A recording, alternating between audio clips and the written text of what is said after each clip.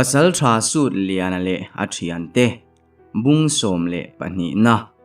ziak tu silal rem moya bung ma sa top lama khan dar lung tlangwal pakhat thua makha hazo pui khuwa a ron tlulutin sut liana di din sang te chung in buaina an to dan tele an mani pui tura sut liana te ho aron ngen dan te kan ngai tha ani ha enge thlengzel don in ngai chun zom te ang tuk thuan bar kham maloni chuan zo puilal tuala tlangwal te an om thup maya para chu in chunga lutin kapa tuala son tlangwal an van tam ve enge omzia tin makti mel zetin lalza muwa ka chu a ena ani po chu athuna tang tho chuakin poi haya om ka he nem koi nge kawa chuak ve te ang tile pona chua arwala tlangwal hovinan lo thlir thup lalpa za muwa ka chuan sang te enge omzia in van tam ve atia sang te chuan lalpa darlung pan turin itlangwal te kanin peye ti in nalo changa para chuan kan kap thianga mai chu ti in nalo in se aru na samai lalza muwa kana para thu soi han ria chuan enge kap thianga chu tin para chu amela ani bak soi chuak turan omlo tin para nalo chang mak chuti lai chuan kap thianga po lal tual ron thlengin in man vek to animo enga nge min local khal ti pa in tlangwal pakhat tukhuma chuan a beng bulo pa para chuan kap lian local te nang hi chu imeli ach hekum hlundon ani hi tin apa chuwa ena leya chua azuk kap thianga chuan ring leng longin rampar khatin min ti leksu savom mi ante lul nen atia an lo nui dar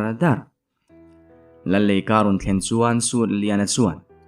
kap dok anni howi ilo khil pekanimo atia kap thianga chuan lalza muwa ka en chungin kan nuai ram vek don ani lom ni atia don lo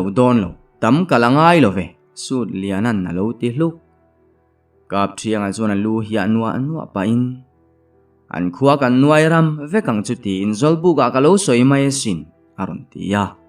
chuti angani ta ka chuan lalpa za muwa ka chuan dar lung kai angai dan le an kal chan tu rang chu tlangwal ho hne na soya tuna chuan in vai kalangai lo tura ngai la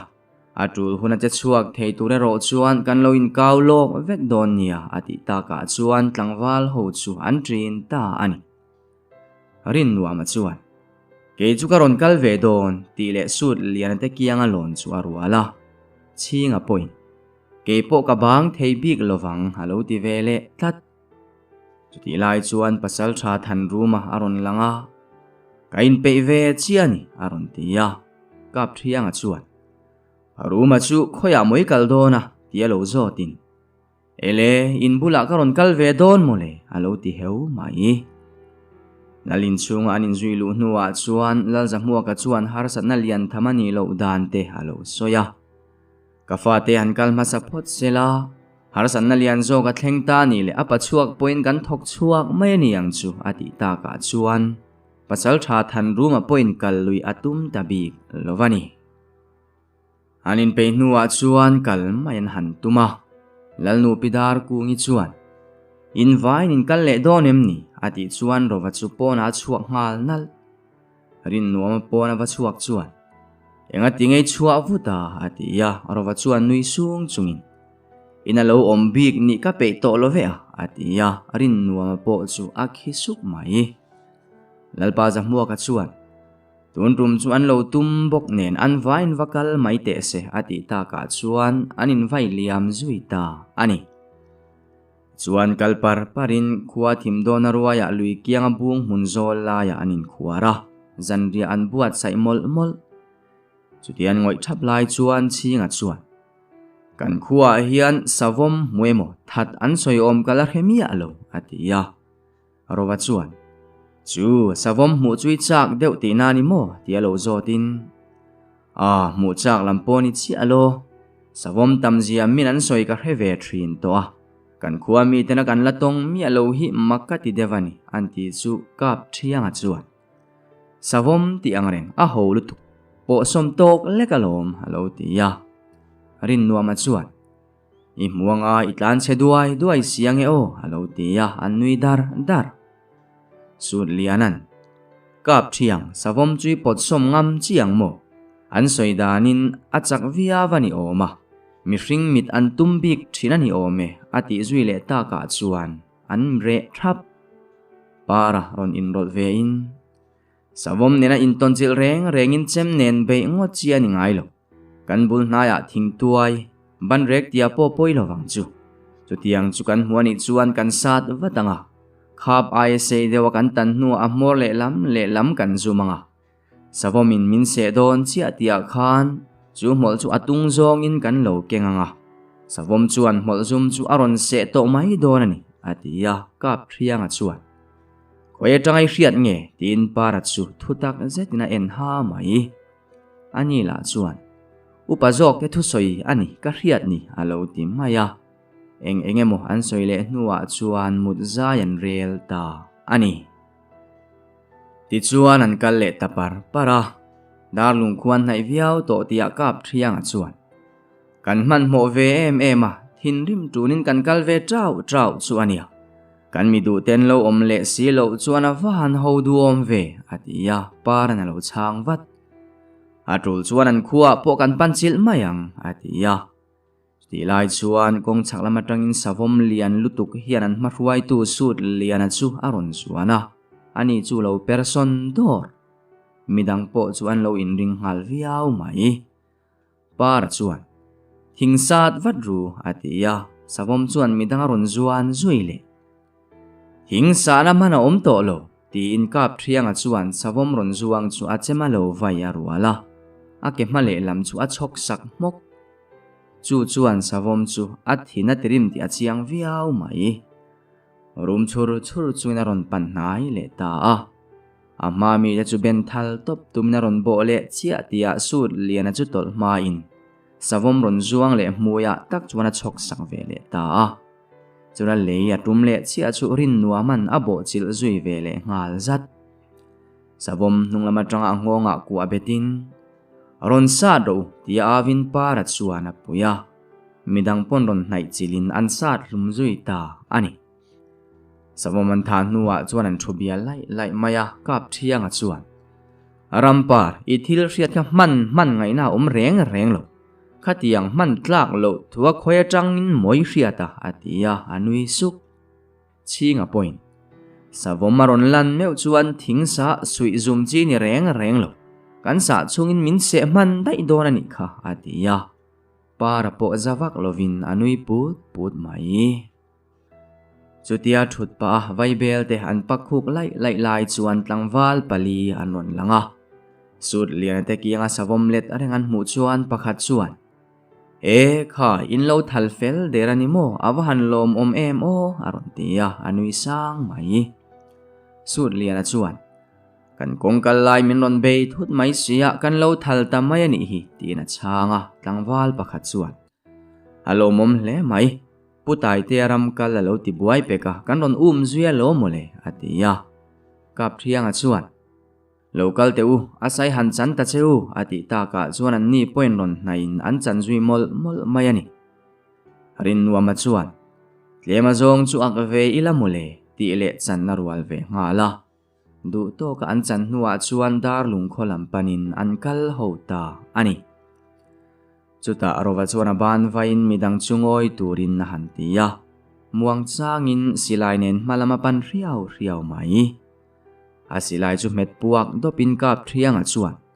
ro nap engei ka avatia rowakianga zobuang let reng an mu chuan rin nuama chuan awahan thau vele atui khopang le ati khiwar wara rowa chuan chinga nangini akthei atia akal san dai kuathim thel tawang tia chuan dar lungkhuwa thlengin sut liana chuan khoinge kan pan masakang chua mate in nge upathang chung nunga te in tina thian te chu mel kuala kap thiangana kan kal chan ber kan pan masak ber lo ten le ati line paran chua ma te in pan photang u erel chungin puthanga te in lam chu kan pan le mai don nia atia kap thianga chuan ka soitum takania khatieron soyakarin thowangin i soetan ka khe kani kha atia lu budor khopin arova chuan a beng pop in rol chikim theisi ti lupa in chua ma te in chu an pan zui ta ani an valu chuan anu le pa te chu an lo phul ngal luta an fa pachan chin chu an lo zot vat kap thianga chuan zung cheu chuan min thutir ve phot ula mole ti in chua manu le pa te point ani take a tin an ip te chuan lo lak saka an sa te an lak zo sak nuwa chuan chua ma chan chin po kim chang taka hrilin apa chuan chua manu zan ria tur han chum sak ro khai an ril te po tramang atia ani po che ngal vat zobuang sa chu rin nuama le chinga ten an siama savom sa chu an chu ngal bok par chuan sut lian an en hian puthanga te na kan vakal lokange atia kap thianga chuan nie ti khan lo mula ka vazui ve ange atia anin zui chuak ta ani puthanga te tualan thlen chuan para chuan len lu dilin pisang pui chuan lo loi lu to tia lo chonin an ni po anin zui lu ta in chung an lu chu an chung koin tap chaka an lo thu thap chura din sang in sut liana han mu chuan za po asoi thelowa kwa thlopin atap zui hlop mai ani sut liana chuan in chunga eng thil chi ange thleng min han hril teu atia puthang chung nuwa chuan in mong te ka han hung phot ula mole in non thleng thei chu kalom hle mai ti le thutna ko mu arwala chuta puthanga chuan thua man hena trang khan thil thlen dan tlang pui chu in thiat to tho ka ringa atia para chuan nia riata mual chu kan nei to ngei maya ma se chiang zokin min han hril le hrim te u alo ti ta ka chuan puthanga chuan hunakal hreto leisang lal fa pa te an ron langa atira chuan lal fanu be se ron kalan ni ma se ka fanuan mu ta ka chuan an lal fa pa khana be se ta a ani la hian pasal hual ka nei to lo ti in ma se khati chungpo khanan be se tat mai sia tong kampo du tuilo changa khop mai ani hello narta ka zela chuan kan lal nena tanlak pui tura ngenin ro thanem tham tak pe ka tiam ta ka chuan kan lal pa po an ne ani ber mai an ron lan non le na khan ro po an ron keng nem khopasin kan lal pa hi mi fel top khok tin kan soi thina ma se khatia ro thanem tak amu ta ka khan bual a tin omani ber kan ne na po nei tir mai turin voi tam min soi puya kein ani tu tur berin adu lo chuan nor lui ka tum lo thu ka lo hil zel thum tum khat phei chu min nor na khop maya ka nei tir lo chuan upa ka ni na thlenga hli sakani tur thu thlengin asoi nge ni atia kap thianga chuan eng tin ngei chan alo tia para chuan avahan makeo asoi me khimole tin kap thianga chu lo khap luk kun khan taka an ngoi thap lai chuan puthanga chuan ka fanu hian sut lian lo chu nei atum lovani tialal pa nena kan soi chu athina rim khop maya an chia alo na sa chewa upa kanina po min hli sang zui ta ani atia aril ruana ti po chiang le wa chua sandu viau maila kum upalam kan lo ni ve to ne keni mai tan chuan khoi ma kan thleng zovin karing silova ati zui le lai chuan kap thianga chuan mai chuan in lalpa chu sa umbur le sakangai ni su ati le tun to parana ani le tuna khuwa an omem tia zo chuan omlo kan lalpa darbu tur lainan hole ani ome andon kalhar le point karing lo tina changa sut liana chuan ani chuan thilom zia kan hrechiang taboka kan thlen in lama zanria kan vabar photanga zanria bar khama lal in lama han loi lu turani chu nangni po kan kholama intan mun zau taka oma kan rualin in ron kalve mai niang chu ati ta ka chuan an tho zui ta ani an thlen in an va thlen le chuan thua manuin choe siam sanghal zunga rin nuama chuan enge chanchin in va that nga lem halo tia kap thianga chuan iwa han mol kan pui tur ber te kan va tha ten mol lutuk ati hrepa chinga chuan te zeka thata khan hilve mai da che mole email chiat nen atia kap thianga la in nanga po chuwa email che fe zok tin sa mom zau chobar pa an chinan soi chuan arin nuama chuan uka pa hian an lalpa sa umbur le sak maksela that chu atia an nui zui dar mai chuan zanri ai khamin sut liana chuan ru le lal in chu han kai po vila atia an thlen chuan sum huna tangin kap thianga chuan kan ron lu do ne ti le pen lu arwala chutia lu tura an ti ma lu ngal ta chu lal ro jinga chuan tu tenge moin ni le ati chum muka kap thianga chuan zo pui pasal tha mel mare that chimit vek thin te kan ni e ti le lal ro jinga kianga mong hun chu arwala lal ro jingan kap thianga mel a mu chuan midanga en kwal le a sut lian le para te ho a mu le chona meng bial ta ko mai puthanga hna sut lian te chunga tong kamalo che dana wang khan that ta lo don son du viau ma sela ain thunun theilowani ber engein ron ti don ati khurdaran tara kap thianga bok chuan tu te emo huai kombol an sa umbur le sakturan om lo kan zong kwalani ber atia sut lian chuan lal ro jinga mit menga mu chuan hlau thong ani ti a khethia maya lalpa indam that lai niang chumo atia ro jinga po chuan kan dam that lai takani e tina lo chang ve mai chuta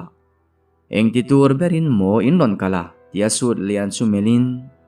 sut lian an chan tuma aka an zuaw lai chuan para chuan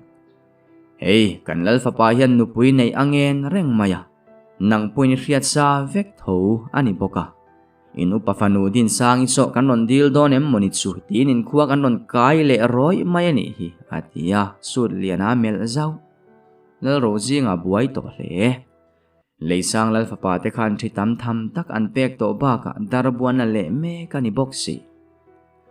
chutia eng emo han soilai chuan luka tangin lalpa ikhonula mel tha pasal tur te kan ron thlenge ron lu arem mem mo chu ti thom an ria lal ro jinga chu meng kok mai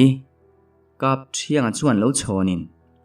lo lu ru khai halo tia anni panon injui lu tham mai lalin chunga kwal walan mu chuan darlung tlang walan ni lo ti an hre chiang hal bok ni heng ho chu khoilam khwal ngal ngen ni le pakhat hian ron tia kap thiang ngai dana ni tlat lo mel made sa umbur le saka sala ma khai sak thi an thin tirim tu le that mang phiar thin te kan ni ati deu khera chu pa bok chuan wai iwan huang tau reu ve mole khwal khuaum dan moi chung ten an thril ngai lo che niang mo aron tia kap thianga chuan tunge om dan moi khelo zok chu lal in chungi ron lu che tong kam man du dana tang khana chiang mai ni lom ni ati vele ta chak mai lal ro jinga chuan leisang lal fa pa te ron lan hun chu hun lowatin poi ati tak zet kap thianga te theina san zia khe chiang ber tu te jinga mi ani si leisang mi te la ro thanem tham tak pe tu te an ni bok si nen aril ruwa buai tak zet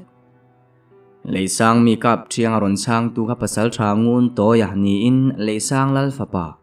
ngur sai hian ro thanem tham tak ape ka wangin athu nuaya ada magalo ni pasal thangun to ya chuan nau pang om dan moi khelo ai upazana chang khelo an omang ti kalo ring ngai lo nang chau lo chu an tile chia chu sut lina ngai dan ani ta hlek lo maya athuna tanga ron tho chuakin nang hi enga nge mo in ngai le iron lu atanga buai nai chou ta ka hriat chu atia ngun to ya chuan nanga po chu om dan moi zirti ringai don ang hle mai ti pain anar chu aphit dut mai sut lian chuan niro se om dan moi chu tunge zirngai ti lal tuala khuan kan fia mai tur la ni atia lal ro jinga ronin rolin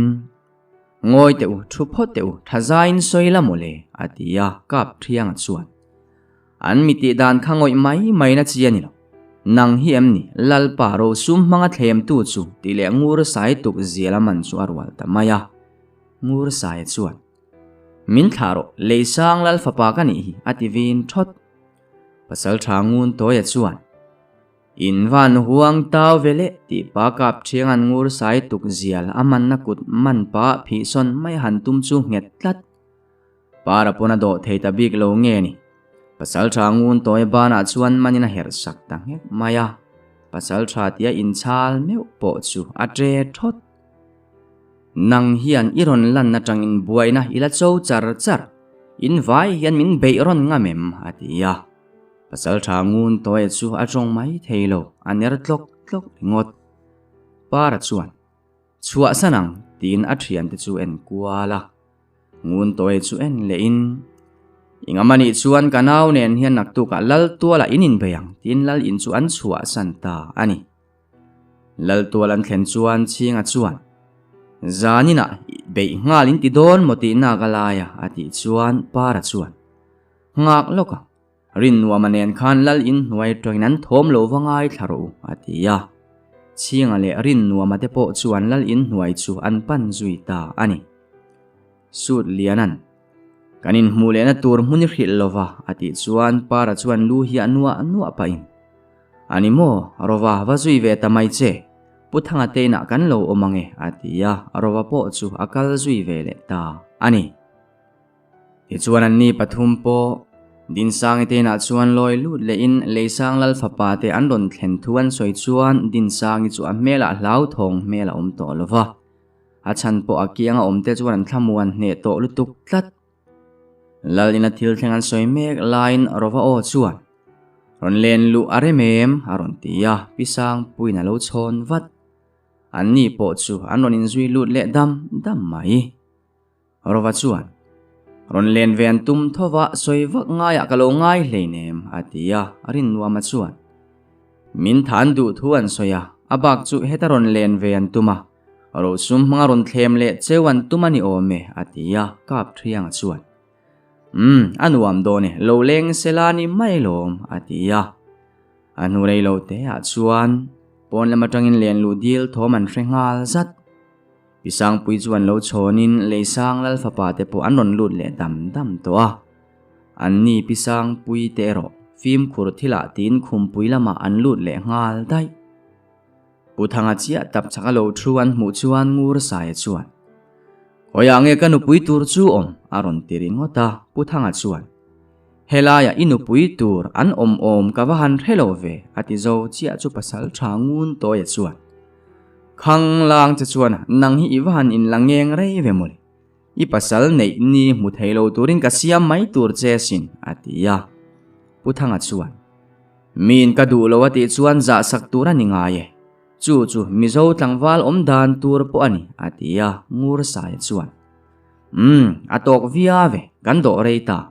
tuna chuan tharum ma kan hruai lui mayangai donen an lalpa nina ro lu kan pek to zong po kan lak sak le vek turani atia pasal thangun to ya chuan chuti mai tur chu an rengan zanin aleng ho kan lo changa kan hruai nga lang atia puthanga chu chiang kel kola enin in runin du chuan kanin run maya kathat vek chewanga in khoi ka haldar vek bokang atia chuti lai chuan sut linan chu khumpui lama tanga ron pen chuakin adu lo cheni choni kian san mai turani ani chu kanu pui turani hi aron tia ngun to e chuan nangni bokmo nangni nge hi buaina chu inni tu na nge hian kan zil teng che tia va pan nai chu ati sual tlat ama dingi a hechiang lovani vanek thluk top tuma akuta vai chi achu sut liana chuan lo manina her sak ngeka athian te poron pen chuakin midang ho chu anron din chil ve ngal vat rin nuama chuan rap chunga hnang chula in tuya achia bora phuar zui mol pai nangni hian dar lung khuain ru nang mo in ma zo pui pasal tha sut liana le thian te kan ding zelang atia aphuar zo nuwa chuan chuat laya thutlar tirin sut liana chuan in lo pian ve wanga in rum turin ka siam don chewani tuna nilo naktu ka atia kap thiang ala chuan khoi mo kan en chiang hlom lok tiang cheu ti le an mai si che ta en chu arwala an chala pen sak fok nuwa para chuan a then chu heta kan riangai don ani atia kap thianga chuan ole sut lianen kan lo ria ka nge nangnin zol buk lamin pan mai don nia atia chuan para te point zol buk lam chu an pan zui ta ani atu ka chuan an mi phuar te nen lal in lampanin lu po di lovin lal ina chuan an lu ta lal ro zinga na lo mu chuan thip takalo melin eng wa khang mi te kha phuar ngot nge in ni alo tia par chuan lalpa ioki khati niam la i thun na nga ya khan thatakin thule photte atia lal ro zinga chuan kati tur min hril turin tunge monia in riat ativin thaka par chuan wai tunge kan i hrelo mo tile sir lam en parum mutin lal ro zinga hian tunge kan ni a hrelowani chu tina nui suka kap thianga chuan lal ro zinga chu nain tunge kan ni i hrelo mo i khotana kan thil ti po kharo wang khani thengil ta ni mo atia a mel en chuan lal ro zinga chu kut thak mai po a hrelo ti a chiang reng mai chu ta sut liana chuan he khuwa thil thleng mek hinang ma wanga ni ti hremia lovem ni mani fa po ni lo ro i du wanga khalin tum ve ngote i zak mi anange nek khuk vung i du em atia rin nuwa malo nui suk sut lianana ava en chu mui hup me vina lo nui khur chur mai si amit ko sana pa in enge ni atia anila chuan nui putin kap thianga soitur ni om takani alo tia kap thianga po khive suk sut liana chuan lalpa heng mi te hiani khonula ru chuan tuma i khoru nan tum thuan soi boka wangin kan ron manani an chunga hian eng tiangin nge roi rel don le eng tin mai ti don lowani chuan ke ma nge hian an luka tan sak vekang atia lal ro zinga chu thutluk na siam dan tura buai nak mai ti lai chuan pona tangin lalpa harsanna omem anon tilang langa chinga chuan pona umte chu va ena aron lule chuan mi somnga velan ni mel atia lal ro zinga chu kiai sak mai sulia chuan kap thianga chu pona mi te nena thil omzia soi tura tirin kap thianga pona awa chuaka lalle ka puya chuan zam ei lovading wa chungin thil thendan zong chu asoi fai vek atopa in lalpa hian thile dara du luata in upafanu ro mga khalatum ve ngothi adik lowani lomni chumia chuan soitur nein omem atia lal tualat lang walding thup zinga chuan tong chhuwa tumman omlo chutia anre thup lai chuan nunglama tongin tlangwal pakhat don pen chuakin kan lalpa thil ti dan chu adik chia lovani chu ani le leisang lal fapa ti chu engtia ti nge in tum atia kap thianga chuan an lu kan tan sak vek nu an sa umbur kan le sak le vekang atia pakhat chuan kan khuwa chu runan tum nge ti fiana in nem aron tilang langa kap thianga chuan fiana in duani chuan tuna hianeng ma tilovin heng mi te kan chuanga an ron run chewem ti chu achiang mayang chu ati zui le zat tangwal ho chuan in mel reka tunge tan jok tur tia mit main anin ron ani ber kap thianga chuan chu a hret hiamani che kang chu he khuwa hian kan ron kal fo to eng ang mi nge kan ni ti chu in hret chiang viau to chu wangin tun tuma hian afanu du lo chung pasal nei tira du lo wanga upa tanga pai tha puthanga te thlawang hi ke ni chuan kan hau tlat don ani atia lal in chunga lut zui dai mit main suit liana chu ron zawa sut liana chuan pasal thangun toi chu tham tho ngalin min bengam donem atia ngun toi chuan ngam te reng mai ka riam nge ka manin phal e mang chumo atia sut liana chuan idu beri mang theyang idu phei chuan i thian te riam zong poi mang tel theyang atia chudi tak mai tham lo tu lu chu pasal thangun toi chuan la ka tum ru hle min phuar na hi i phel ngam don nange atia sut liana chuan thi iwan man mo ve i man mo viau chuni thi ma don ti na nia sin atia pasal thangun toy thin rim lutuk chu anara phit dut mai para chuan adu chu ti sak vat te khai tia chak to at boka alu khasat phel phokang che atia pasal thangun toy pan nai rualin akut phuar na chu a phel sak zui ta mia mayani lal tua lain zui chua kinan mi phuar te po lal le ka puya chuan thring thit tira kap thianga chuan ngun toy chu pan nain trăng lero ichak lo vai chuan sa umbur hian darlung salama moi nge yang ti in asa umbur chu a pen sak zeu nei tero puisi anti zui le kher chuan lo nui dar ti chuan sut lian le pasal thangun toy po chu anin ve zui ta them maya chuti lai chuan rin nuama chuan an kianga thing thi ho hne na anin be zowa tunge min be ve ngam cheu alo ti ve chen sut lian le pasal thangun toy te po chak jok ni tumin anin vai le pop thina sut lian a chuan isa umbur le sak chui hlau via vanimo itang na sa tun le mai ti le achem vai chu arwala pasal thangun toy lo tol son dor chu ak kenat lo thluzui pop awan nai chil chu ngun toy chuan sut lianangal chu chok mok tumin achem chu alo vaya ani po zuang dorin pasal thangun toya oma chuna trum zui zat alu chui zot pain atek son le thoro kholaya pasal than murengai lo atia pasal thangun toya po thowatin ama dinga khan lo lutuk chu makati hialani tlom thu au chua pui mai chian niangem ti po ngai tu ana sa le tlom chu frete viau ma sela hun thala in her chua be se na ne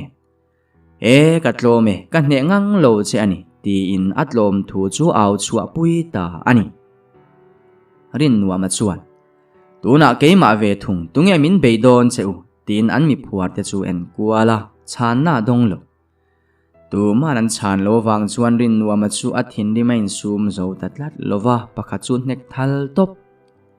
inin tipa ve viawani lomni min be ve ram ro ati le pon tu ma trong tum an la chuang lo para chuan in van do ile si ve zel zul cheu chuan ama ka chuan vo pungin pena ve viau sia ti pain pakha chu chui zota a uk thot chingan engtin nge kan tiang harun ti chuan kap thianga chuan kan that vek don lo emni alo tile mak to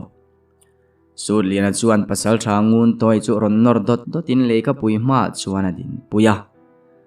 an vai hian ruai photila kalkonga kan ngai tua chop mai niang chu tin lal ro zinga chu amela upa ta nei du tak lo puthanga te chung hi keini zo pui khuwa hian kan lo du ange kan kholama in beng bel tunin kan ruai donani nang po kan ruai tel ve che angai don ti na ni chu atia lal ro zinga chu kun lap mai ti lai chuan darlung lal nu chu puana thil bo kengna ron tlan chuaka kha heng hi nei vek ro he thil hian buena min siam nem to lutuk ti le ka puya ron da arwala chinga le kap thianga chuan puan chuan han phela ro thanem tham tak alo om treu mai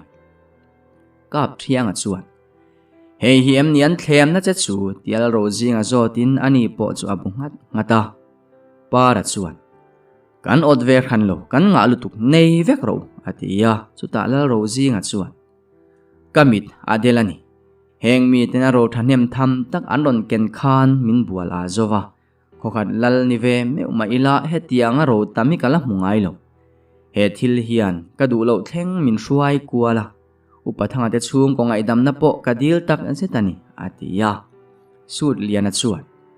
engpo ni sela ani tur angani to siam that thei ani to lo tin darlung lal nu chu enin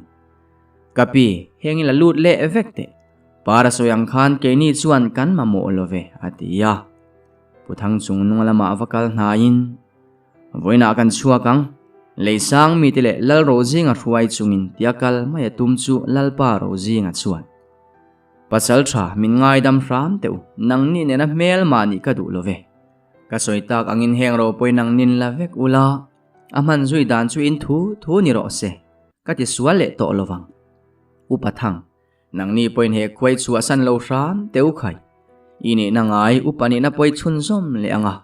kan khuai malam pan turin thei top kan chuana konga itelangai ni atia sut liana chuan a tha e tuna chuan tu thuan bar photang u tuk chuan bar kham lama ilal ina kanin kom khom ani yang chu ati ta ka chuan an trin dar ta ani chuan cho te han bar zung in an bar zo nuwa chuan lal inan thu khom le thap towa lal pa ro zinga chuan tun tuma thil thlengi keima thiam lovani in mi ngai dam ka ngai tak zet ro hian kamit ati dela tuna ero nangma ni wang liaw liavin kamit ti warina umle ta heng thile dar te hian hlimna min thlen done mokati lain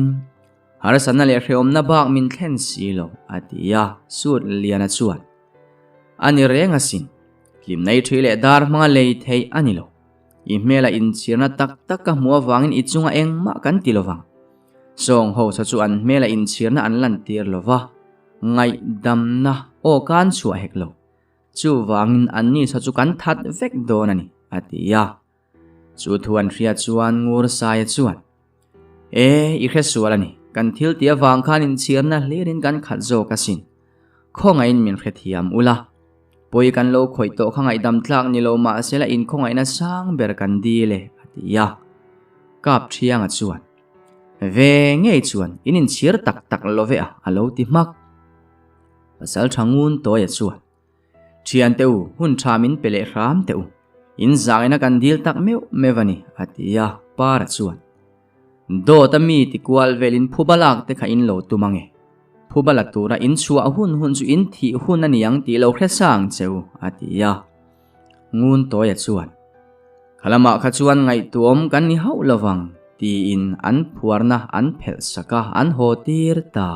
ani hetia sur lenante darlunga an chamek lai hian zo pui khodai loka ruang pakhat an mutlat maya naupang jing sawavein ruang an mu chuan khuwa tlan letin lalpa zamua ka chuan naupang ho chu enge an du halo zota naupang pakhat chuan lalpa kan sawave na ruang pakhat kan hmuwa tunge ni kan khelo rang takin kan ron tlan ngalani atia lalpa zamua ka po thukang ok mai noilam bia kun le zet nuaron hoi chuak le in naupang ho chu ruangan hmu na lai zot chianga in fel le mai upa tele pasal tha than ruma han ko lok mai ta cheu walupa poinon ko ngal don nia atia naupang ho po an chuak le wat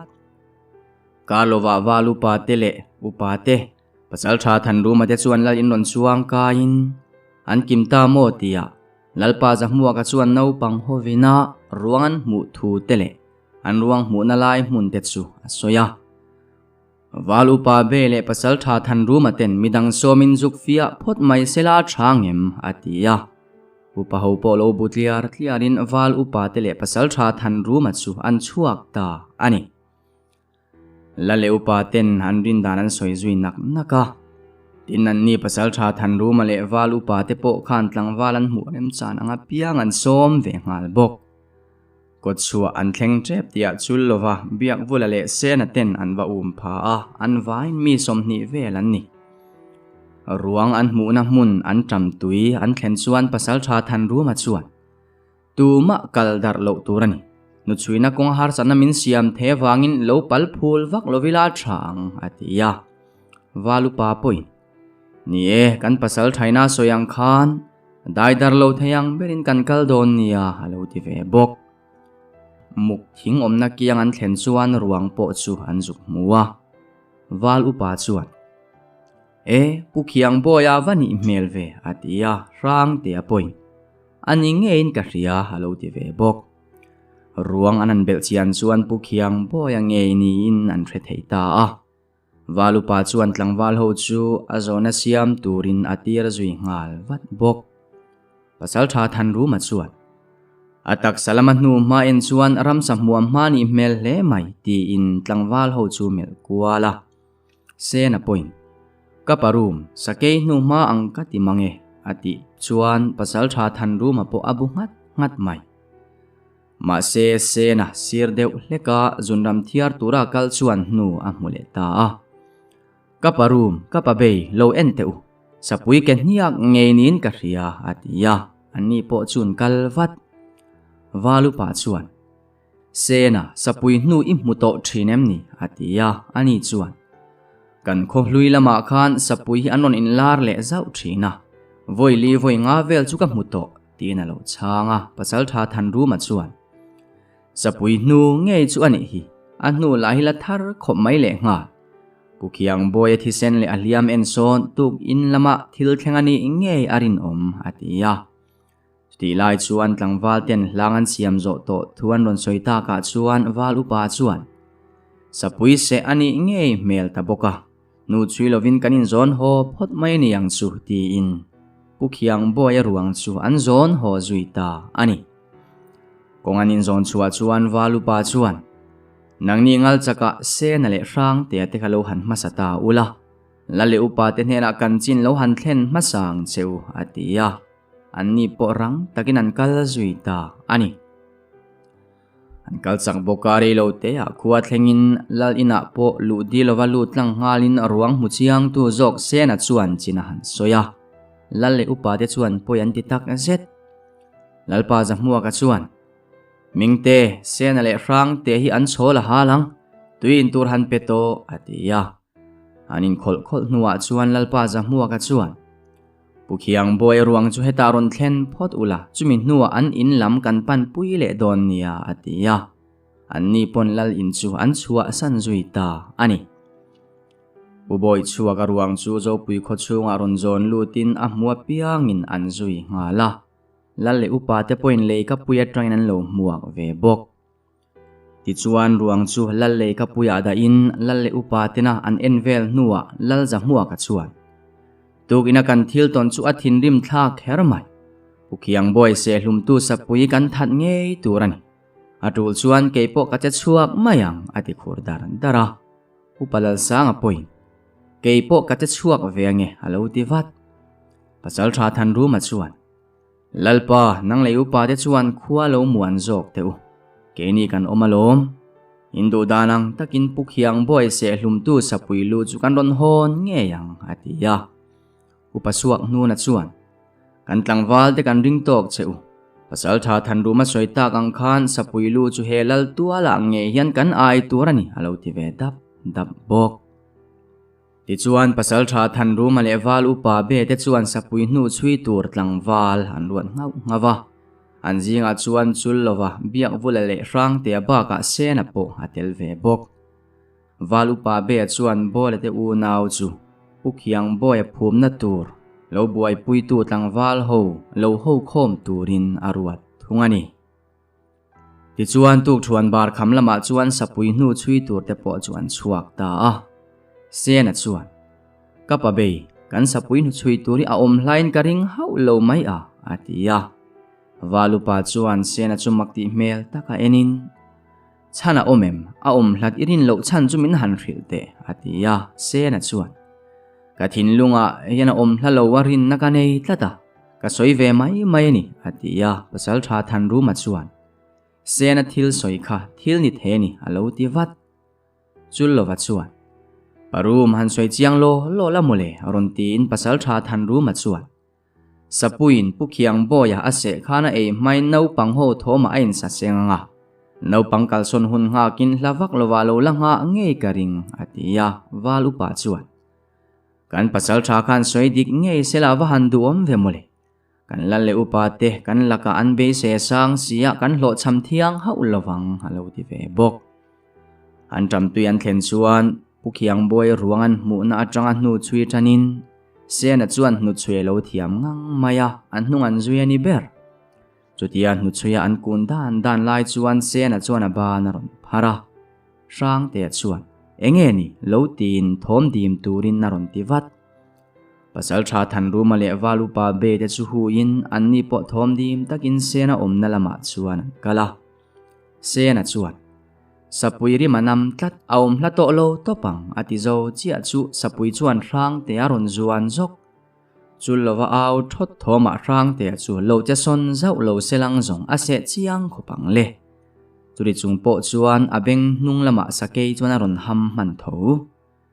parum chur chunga zuana tumle lai tak chuan se na chu dok chuak zoka rang te ma tak chuan tinin sapui ron zuang le chu achemin na lo vaya ake ma veilam chu achok mok mai pasal tha than ru ma chuan tu ma chi ai lo tur tia au thatin an om dan tura hril zung zunga silaya ka tum thina ma sela sapui chu che chon ve ze lawangin a thian te ka fu hlau bok si chuta sapui zona ke chok tu chu hailo ti ria takin sena chu ake malam bai sui sui chungin aron pana azuan le chia chu sena chuan a chem vai kwale popin afu ti po chiang le chura sapui le atlak le rual chona bo chil ta mi amai le sapui roka chuan nemin le ya anor chila midang point rang takaron pui ve ngalin chu sapui chu an sat lumta ani walu pa chuan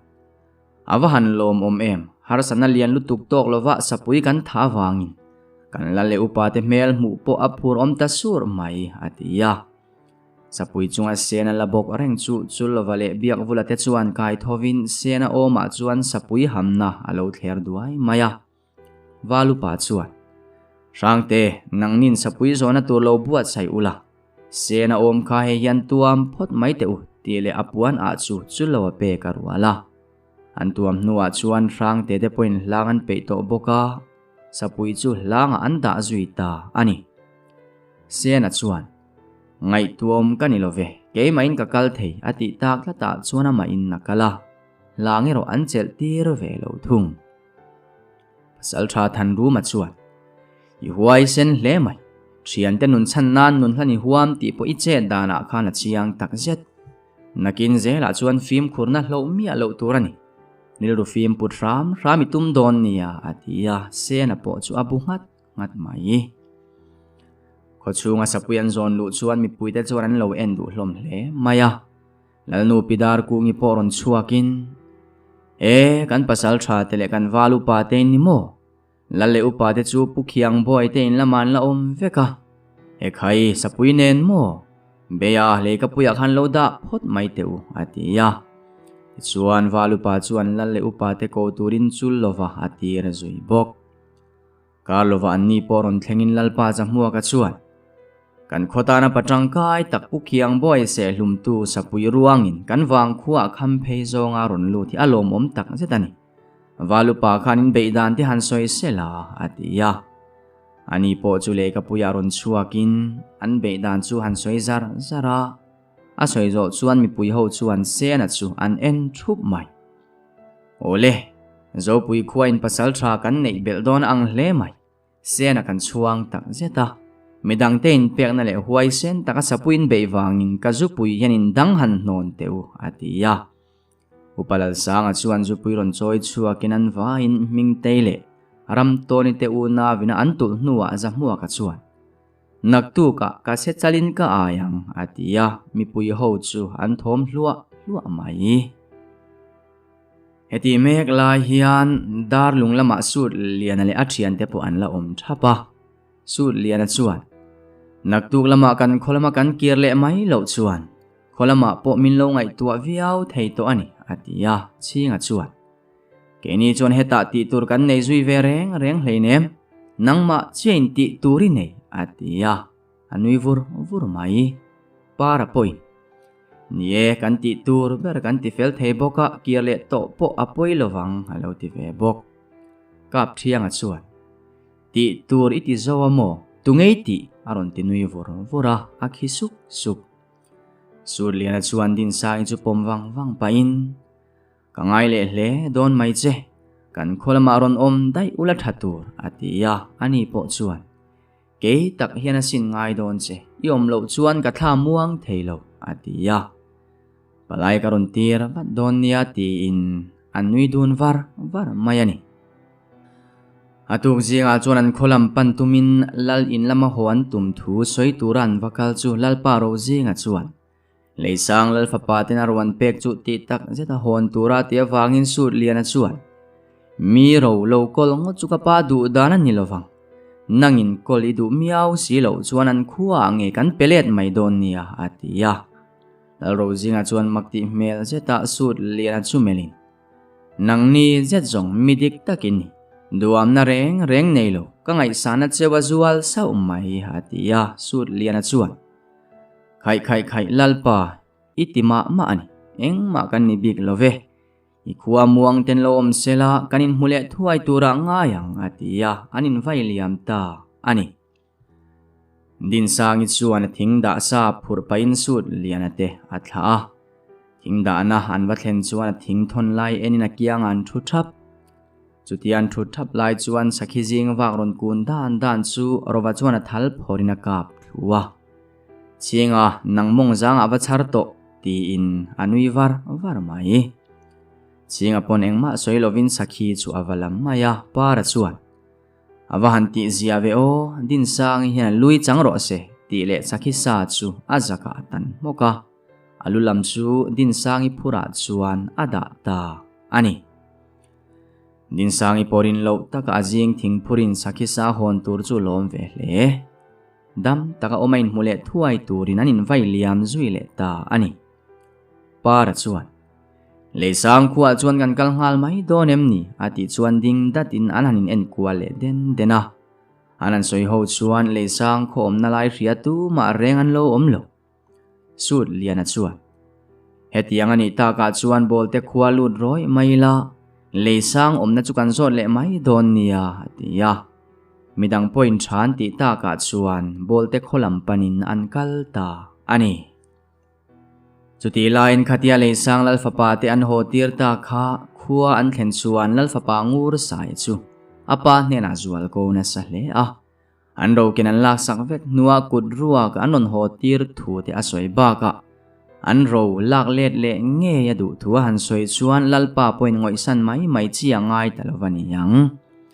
pasal tha te ko khom tira anon thlen kim chuan thil thlen dan te chu han soi dapin apasal thajinga mi pakhat chuan lalpa chutia kan lalfa pa te ro chu saktu te khuwa chu ding le to ngai lo turin va suwa samila ti nia atia pasal tha pakhat akianga thu chuan lo thlop viau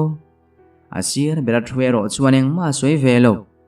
an lalfa pa le an pasal tha ngun toy te zia a hriat chiana wangin thudik ani aring lovani lalhau dala chuan kapasal tra chal khu makhana ngai dan han soi ve sela atia an en thap ani chuan lalpa i soi kha thil thlen dan dik tak ani chuan rowan chu sak chan hriat ma sakawa chak om ve alo ti tatlat lalfa pa sai ngu ra chuan an nula manata na romin dil angin kan peya ma sela anni chuan khual pasal tha punin ka pek vek nuwa nula ina kan len line min man tir ta ani atia chu thua soizo chia chu an thumar ot mai lalhau dala chuan mai maya ka fapale ka pasal thare chu ti taka thang tlo malo siam tu nal ro zinga chu van chak don lo ruai a khuwa po mai wa pa chan tir vek ro tuna chuak ngal ula thang atia pasal tha te poneng ma soi to lovin lalin an chuwa sana tlangau pa in tlangwal ho lal tuala ko khomin karlova anon pung khoma an vain mi za borvel ze turani olen line bok nen khuwa umpo an thanem viau mai lalhau dalna anti tura soi dap nuwa dalung khuwa churun ram vek turin an chuak ta ani chuti line sut lian te po bolte kholam panin an kal trau trawa chutia thamuang takan kalai chuan thoman hretlat kap thianga chuan rang takina thian te chu thom dim turin natia tia thom dim taka an thlang laman panlai mek chuan mipa pakhat opai deuh hian lusei ho chu in vain kan mel ma in nangni kan that vek chewanga lusei kan mu apiang kan that zelang atia an man zinga mi pakhat chuan in poi soi kan nei om kan van hello ve ati zo chia chu pakhat hian a khu pina do zota athal chiang hle sut lina te po chuan in sem dar zui zat chutian mu lai nge ya an lu sei pui soi saka han ni chu kap thianga chona do le thei talo aum na tanga ting chuakin tu khum pa na wanga chi pa samjial ve mai khan lu sei ka that vek don de in tiamo in ngam chuan tha han tumula atia chi pa samjial zinga pakha chuan nui hu pa in thi turin ron pen chuak ani mo nang lu sei mong bal pa local te ilu khamun soma kalo chua teang atia kap thianga chuan i thola chu van ui em ve mole e ki e thina ni lo mole ati nui suka chu pa chu thin rim hle ka tho ui reng lo nawa suri taka nun lut lo chu local nai da che atia kap thiang a chuan ka hlau lutuk oi ka khur min chan ru an ti vela chi pasam zial ho chuan an en thap panina kap thiang an pan lai mek chuan an hnung lama tangin he lama po in tha chak em ka ome ti thoma lo oma nung lam anan hoi chuan tlangwal pianin khai thlitak en reng poa in swala thiam hle donani ti hria tak loading chuan muwa pakhat chuan e hiau hei po chu ilu kala khopang atia sut liana chuan hantum chi ala itum chungin bung thuma ka chu aman khopang che atia sir lama tangin he tapoi in lu la tu tur kan la ome tin para ronding chuak vele chinga rin nuamale rovate po chu anon in lan zui ve bok chu tiang ani ta ka chuan chung ho chu an mit menga buai tatlat maya an kiang ami chu an ma ni ai taman ni tlat para chuan in hlau le siam ni ke ma hi in vai khan min han be ron teu atia kap thiang a chuan angai bik lo lu sei tha chimi vek du tuan ni awangin an sa umbur tanangai ke ma hi min be ron zok teu atia sut liana chuan chinga an mi phuar te khalo phel teu atia chinga le arina chuan an phuar na han jai chum nuwa sut liana bok chuan heng hoi that watang oni kalna tur thui takan la nei ti le pan nai arwala par le kap thianga po an pen nai wat arina chuan in la in dai lo ka tel ve ngai ti le pan nai arwal zui ve le bok chuta ti tur dang nei talo chu anin ve zui ta them maya poi pasal thaniom takina han ve kwal vel dan chuan kap thianga nui ati zatlat nui huk pain imi ve dan thum chule vual te poi an himole atia ti lai tak chuan poi pasal tha chuan a chemaron vai pop kap thianga chuan lo bumin a chem chu avai zui vele ta a chu pa nak chu a thler ngal hloi mai a chem vai zui le in chu pa lu chu atla rang nol o avan ho le si ve nep lutuk enga tinge mo kan be pui te in nep thei em le khati chung khan lu sei lu ka khai don de chu in la ti ve ta da a ti le chil cha ka ruala ani sul liana poina be pui pa chem vai chu lo kun niam paina vai nan popa abana sa chum rual chen atu khuma manin akianga thing chu atau tir bor mai apai dot lai chona chem chu vain chu pa lu chu phel phok khopina sat ta ani para chuan tuna ke ve thung ti le ama mi bo chu arwala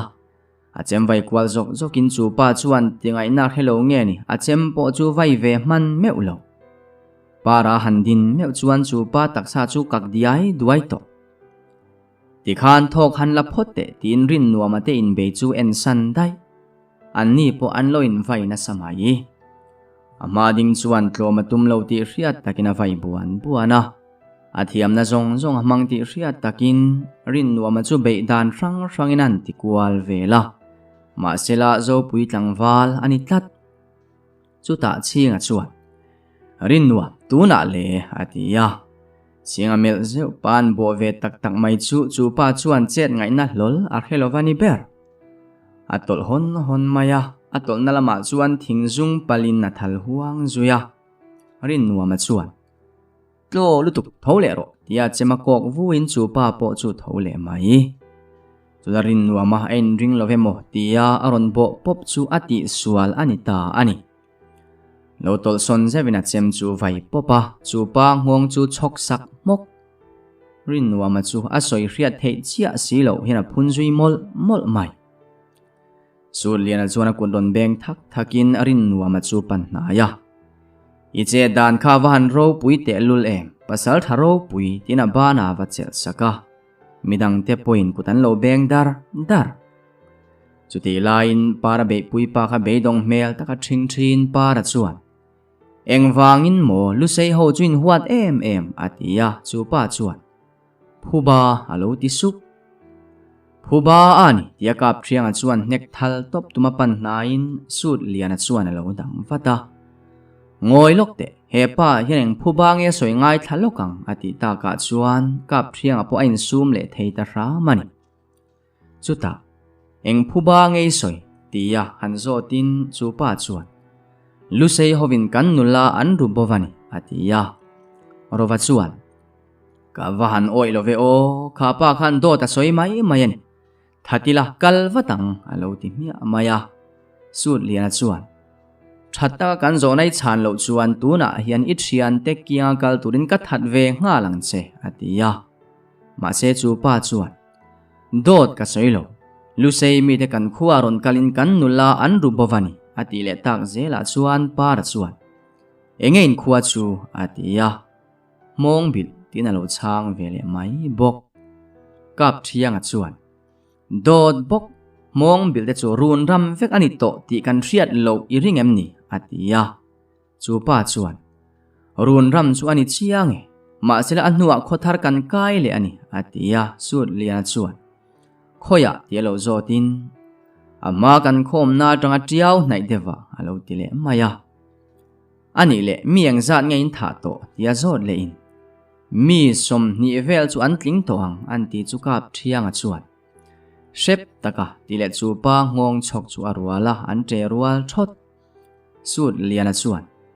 awan hun lo thine o ati chu ai raya kap thianga eroi ho mai mai kan mi na thatu zu are ngai lo kan ria du kan kheto ati mak thung ti chuan an kiang atlang wal pani om ve reng te chu enin sut liana chuan anin ton dan le chin te azota pakhat chuan lungsir khuwa kan nia phul puya jin tum kan ni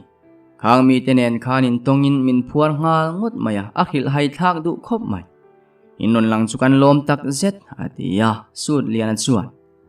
ahun taka kan lon thlengani kha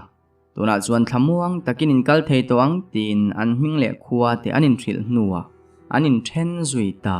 ani sut lian te po kal le ngalin an chhaktlang pong an chuang chuaka vaibelan pakhuk luai lai chuan mei khuan mutlat para chuan darlung khuwa khani mai long mo an tia sut lian ding mar ngal at athlir wang hnuwa leisang hovin an beni nge yang atia kap thianga chuan kalang atia an cherual thap chakta kan tlan par hnuwa chinga chuan lowam ha samai ro kan phave ngang lo chewani ati chuan sut liana chuan niro se thei to kinin non kal mai don nia man mo ngai lowang atia an kal san zui ta ani chinga le rin nuama te berven thon tunan omtak lowa chuan sut lian te chuan chak par le ke te thankin to du to ka tlan ang par hi ani darlung khodai chuan thlenga film khur taka khuan lu chuan lal in nai dewa in panga laya kang hi lo ni mi pui ho chu lal tualan om khom thap lal le ka tang hian pakhat hian lal ro jinga ngonga chem chuk tua te oran chungin in lalpa hian kan lalfa pa te rowa chu saka chumi lale tura ron kal chu kan ni min pek du lo wanga in po hal kan ni bok in lalpa hian min pelovani chuanin vain kan that vekang cheu atia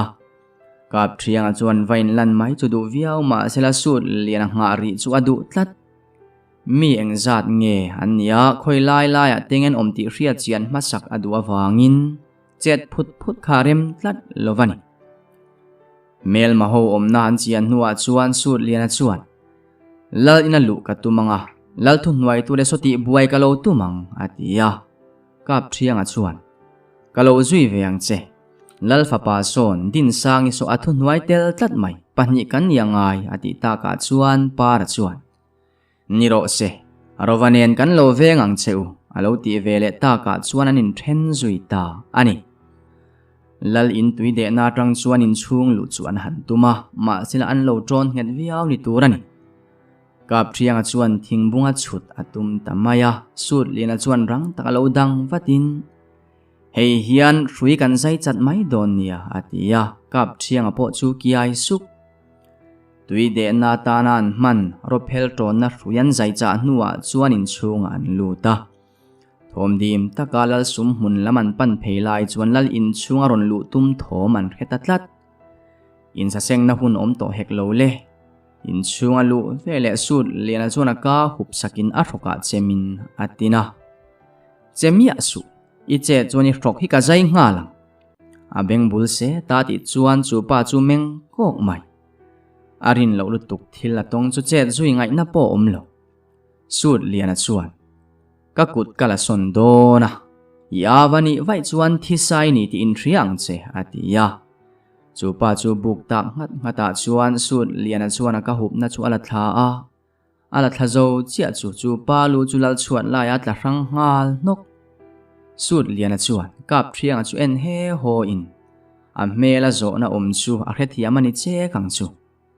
awatum tatalom alo tia sut lian tan po tingai na to heklo akiai suk ringot